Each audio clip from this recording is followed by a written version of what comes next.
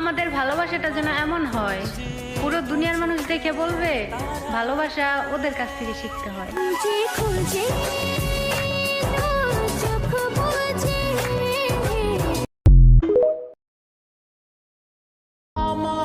আমার পরিজারে সে তো আমার নাই তার বুকেতে হইয়া।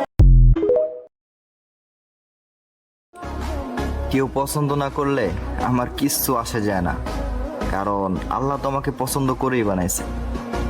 আলহামদুলিল্লাহ।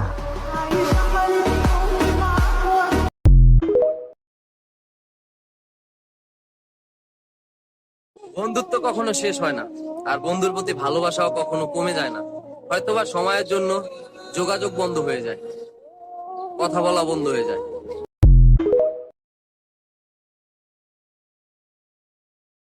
দেখ দেখ